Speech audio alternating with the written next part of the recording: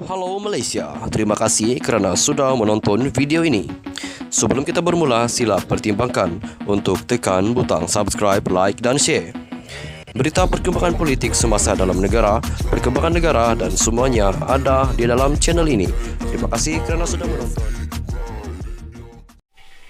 Halo Malaysia, selamat malam tuan-tuan dan puan-puan. Terima kasih kerana masih terus setia berada di dalam channel Elvino USTV.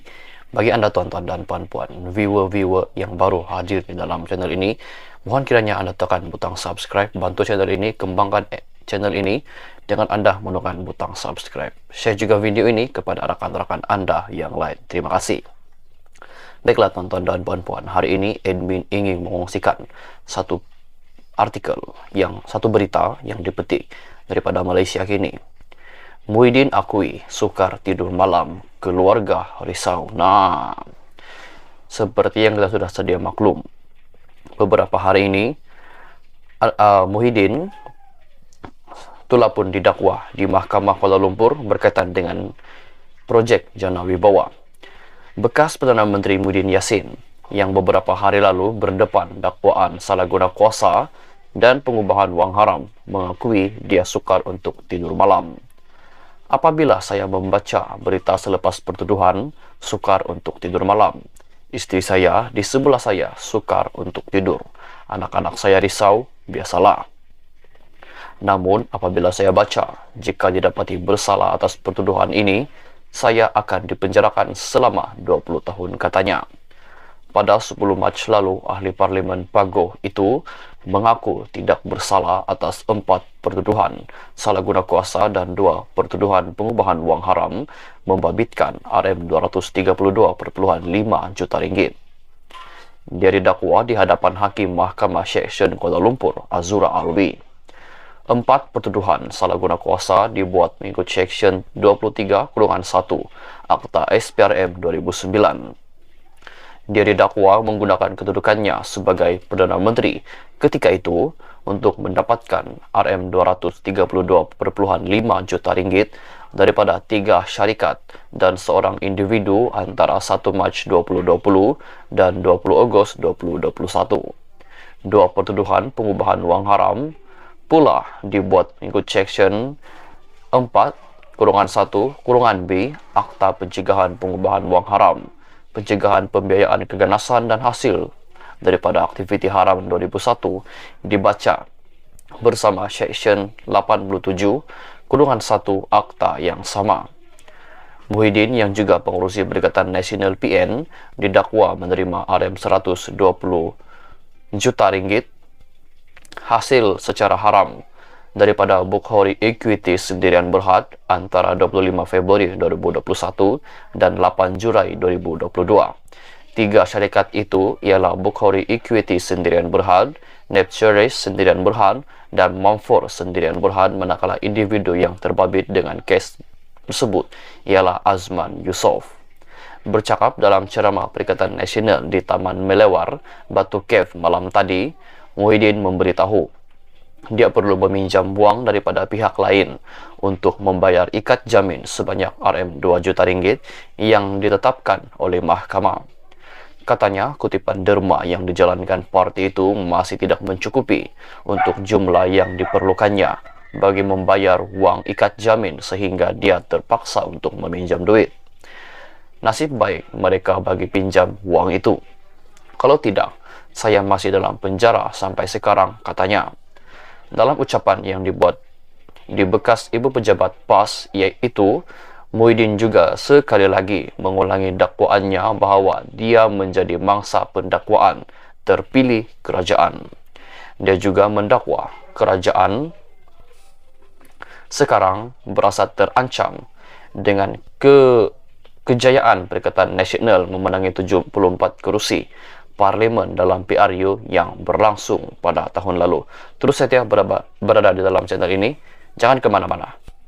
Ayo Malaysia, kita kembali lagi di dalam channel ini. Baiklah tuan-tuan dan puan-puan, terus saja kepada perkongsian berita kita pada hari ini. Maafkan saya pada malam ini. Muhyiddin kata sukar tidur malam selepas didakwa, tetapi Najib dah lama rasa. bekas Perdana Menteri Muhyiddin Yassin yang beberapa hari lalu berdepan dakwaan salah guna kuasa dan pengubahan wang haram, mengakui dia sukar untuk tidur setiap malam.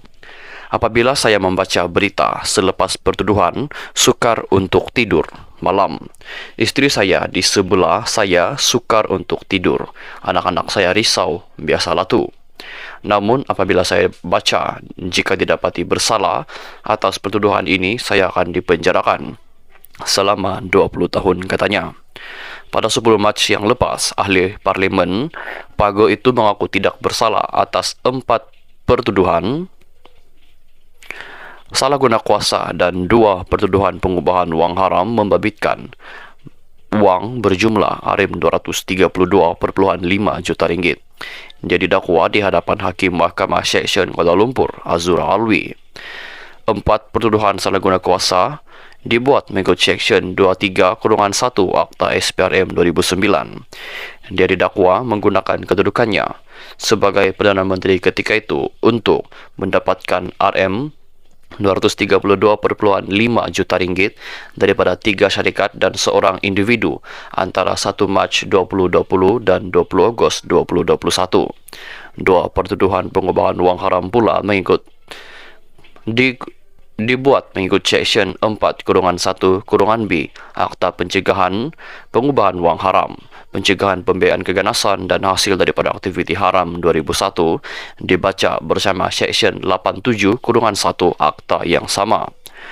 Muhyiddin yang juga pengurusi Perikatan Nasional PN didakwa menerima RM120 juta ringgit hasil secara haram daripada Bukhari Equity Sendirian Berhad antara 25 Februari 2021 dan 8 Julai 2022. 3 syarikat itu ialah Bukhari Equity Sendirian Berhad, Nepturis Sendirian Berhad dan Mamfor Sendirian Berhad, manakala individu terbabit ialah Azman Yusof. Bercakap dalam ceramah Perikatan Nasional di Taman Melewar, Batu Cave, Muhyiddin memberitahu dia perlu meminjam wang daripada pihak lain untuk membayar ikat jamin sebanyak RM2 juta ringgit yang telah ditetapkan oleh mahkamah. Katanya, kutipan derma yang dijalankan parti itu masih tidak mencukupi untuk jumlah yang diperlukannya bagi membayar wang ikat jamin yang berjumlah RM2 juta ringgit sehingga dia terpaksa meminjam duit. Nasib baik mereka bagi pinjam wang itu. Kalau tidak, saya masih dalam penjara sampai sekarang, katanya.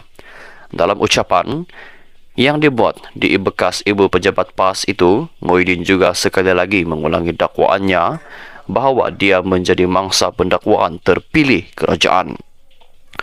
Dia juga mendakwa kerajaan sekarang berasa terancam dengan kejayaan Perikatan Nasional PN memenangi 74 kerusi parlimen dalam PRU baru-baru ini yang berlangsung pada tahun lalu. Sekian saja perkongsian berita untuk hari ini. Kita jumpa lagi di video yang seterusnya. Jika anda mempunyai sebarang komen, anda boleh komen di bawah. Jangan lupa untuk tekan butang subscribe serta aktifkan juga lonceng notifikasi supaya anda tidak ketinggalan dengan sebarang ataupun semua perkongsian daripada channel ini. Terima kasih kerana menonton. Bye-bye.